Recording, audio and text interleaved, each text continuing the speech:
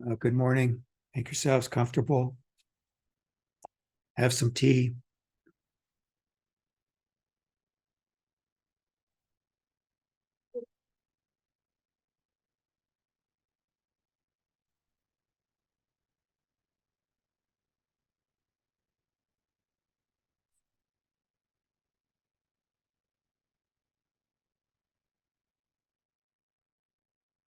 Last week, I was telling everyone that I like to listen to Audible books when I'm exercising, doing things around the house. And I have another Zen story this morning from 101 Zen Stories that I'd like to play for you.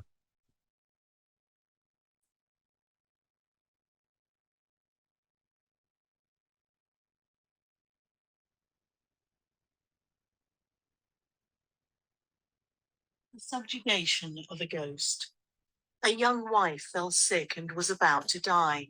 I love you so much, she told her husband. I do not want to leave you. Do not go from me to any other woman. If you do, I will return as a ghost and cause you endless trouble. Soon the wife passed away. The husband respected her last wish for the first 3 months, but then he met another woman and fell in love with her. They became engaged to be married. Immediately after the engagement, a ghost appeared every night to the man, blaming him for not keeping his promise. The ghost was clever, too. She told him exactly what had transpired between himself and his new sweetheart. Whenever he gave his fiancée a present, the ghost would describe it in detail. She would even repeat conversations, and it so annoyed the man that he could not sleep. Someone advised him to take his problem to a Zen master who lived close to the village. At length, in despair, the poor man went to him for help. Your former wife became a ghost and knows everything you do, commented the master. Whatever you do or say, whatever you give your beloved, she knows. She must be a very wise ghost. Really, you should admire such a ghost. The next time she appears, bargain with her. Tell her that she knows so much you can hide nothing from her, and that if she will answer you one question, you promise to break your engagement and remain single. What is the question I must ask her? Inquired the man. The master replied, take a large handful of soybeans and ask her exactly how many beans you hold in your hand. If she cannot tell you, you will know she is only a figment of your imagination and will trouble you no longer. The next night, when the ghost appeared, the man flattered her and told her that she knew everything. Indeed, replied the ghost, and I know that you went to see that Zen master today. And since you know so much, demanded the man, tell me how many beans I hold in this hand. There was no longer any ghost to answer the question.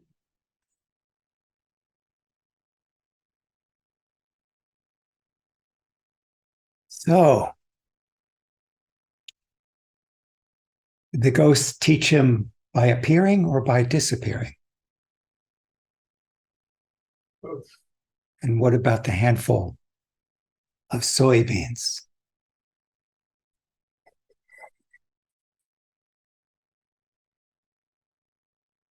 Already you hear, already you see.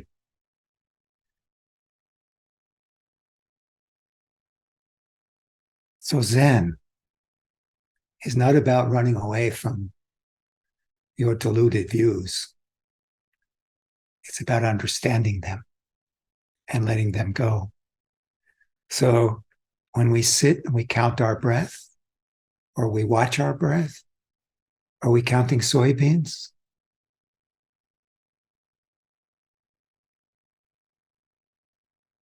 Thoughts come and go. Our deluded views come and go. And once we know them and we respect them and we understand that this is all coming from our mind, then they no longer disturb us, even though we've embraced them.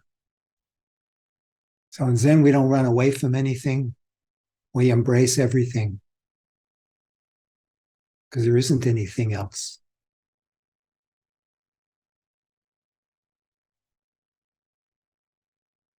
Lots of times I'll wear 101 beads around my neck, or you'll see me wear them around my wrist. What do these beads do for me? Same thing as that handful of soybeans. It just reminds me that the ghost doesn't exist. Good story, huh?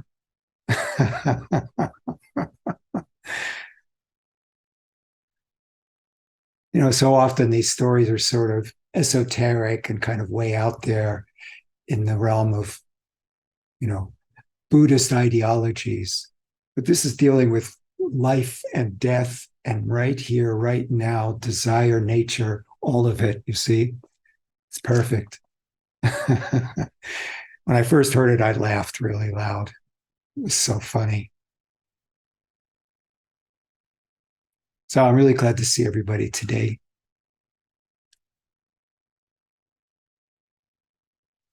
Any questions or thoughts about anything, or played for you, rather?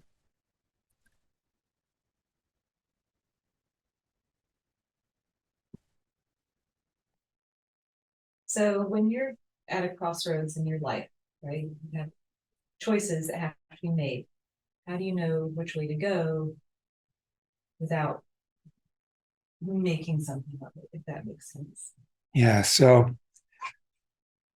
the problem for most of us is that we are going to see, hear, think, feel what we want to think, feel, even though we may say we don't want it. In other words, our suffering is our attachment. We're attached to it.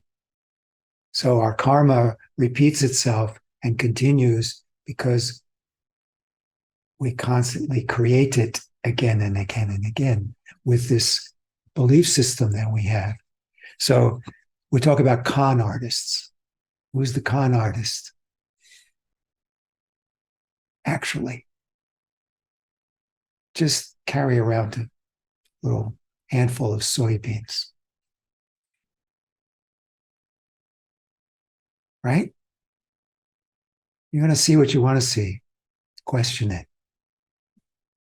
What is this? What is this? Really, is this?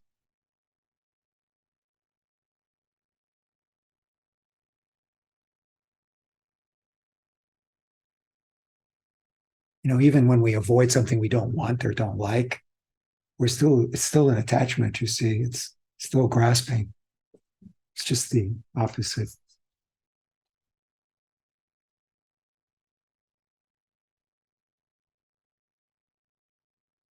that helpful? Sort of, not really. I can't answer it for you, of course, you know that. But it was a good question. So I hope you find the answer.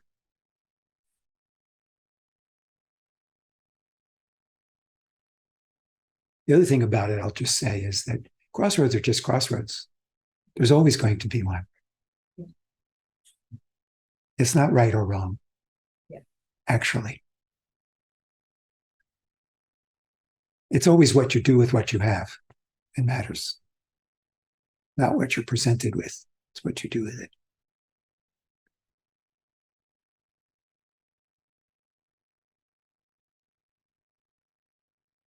One of the things we talk about is Zen sickness. Zen sickness is when for example, I'll say, oh, that leaf blower out there, that sure disturbed my meditation.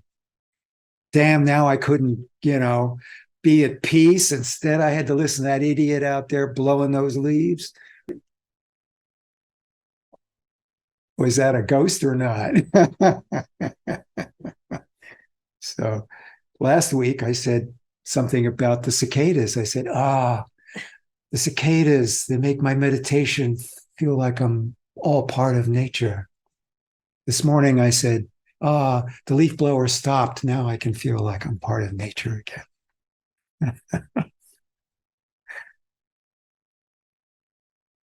So that handful of soybeans, you see, this is the reality that we're dealing with. It's not anything else. Cars are going by. This guy is blue. He's wearing a bluish gray t-shirt today and is drinking a cup of tea. This is what's happening right now.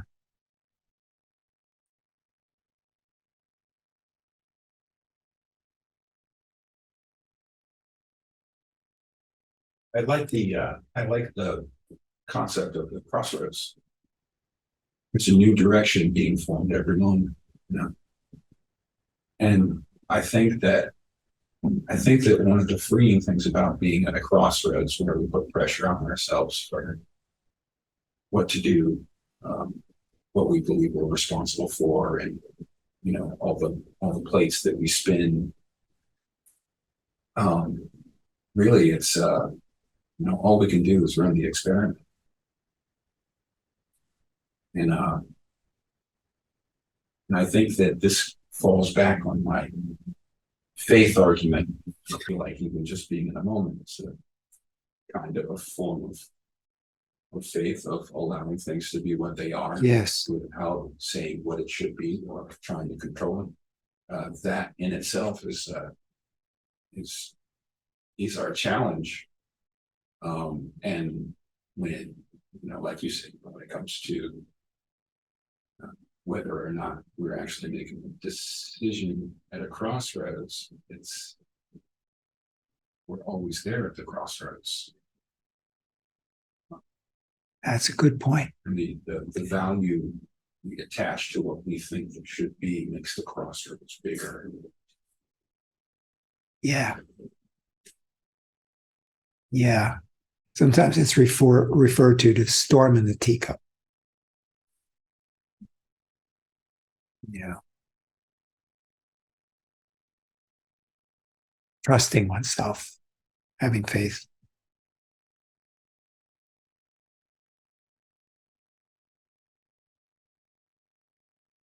I'm reminded of the 10 oxhorning pictures, right? Sort of describing the path of Zen. You know, you see the footprints and you're like, there's something here, you know, I've got to follow it. And then I think it's number 7 or something, where he's sitting on top of the ox, playing the flute. You know, just happy as could be. So the ox, of course, is his own mind.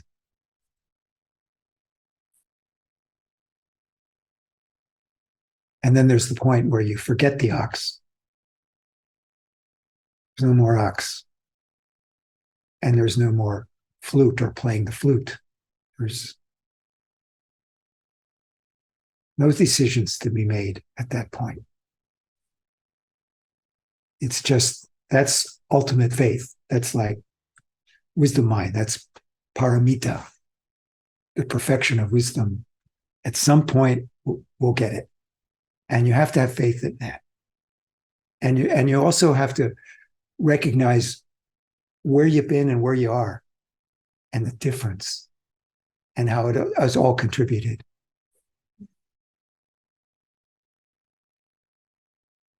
This poor man and his new wife, he couldn't have that experience if he didn't have the ghost. The ghost was his own mind. But once he realized that, wow. It's an awakening, right? Might be a small step, but or could it be a huge step? Doesn't matter. It's just, you know, no judgment. It's just, okay, now I see. And you can't see until after the crossroads has already happened. Because there's nothing to see otherwise. Hindsight's always 20/20. Yeah, I mean, with every breath, right? We have another experience. So that's why I like to say, you know, Zen is about intimacy, ultimate intimacy with life. Can't be more intimate than that.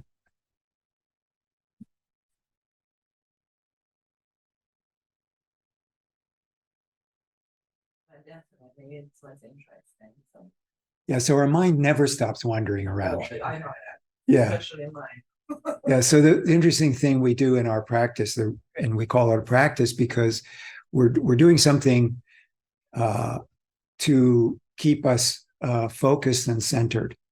And there's a number of different techniques. Some people watch the breath. Some people count the breath. Some people just sit. In other words, they're experiencing their whole body mind experience all at once. That's considered a little more advanced, but it doesn't have to be. Yeah. But try watching the breath or counting the breath and then try to count to 10. You won't be able to because thoughts come and go and you'll lose count. So then just start over again, and either on the inhalation or the exhalation. And that'll get you to start focusing on being here now in the present moment with your breath. The breath is the key. The breath is our anchor.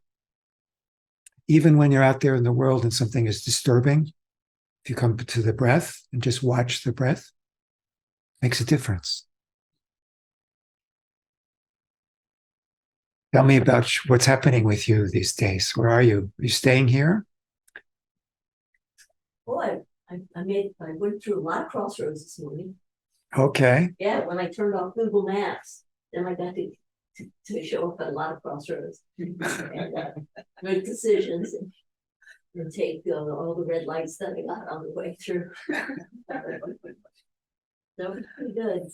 And I was just thinking of the crossroads. I was thinking of sitting here. I'm thinking of the big ones, but I'm also thinking of the ones where I'm sitting here. And then all of a sudden I find myself, Yeah. going through something. Yeah. And then I'm at a crossroads. Uh-huh. Am I going to continue to go, whatever this is? And it's like, no. And then come back. Yes. Let that go. Yeah. And doing that, I'm massaging people. I'm massaging probably 12 people a week. Okay. 14. St. Augustine, Florida. Okay. Just went on a Zen retreat out in Crestone, Colorado, and that was fabulous. Came back and just sometimes it takes a village from it. Yeah. I came back and I'm sitting at home, just sitting, and everything's great. And it went from, because we would do 55 minutes and then walk and then another 55. Mhm. So everything's great. And then all of a sudden, dwindles. Till we're the cushion, I walk by the cushion. I'm familiar with that experience. So now I'm back here sitting on this cushion. Yeah. But it's good. Yeah. It's good. Yeah. Just Oh, one day at a time. right. I hear you. Perfect. Thank you.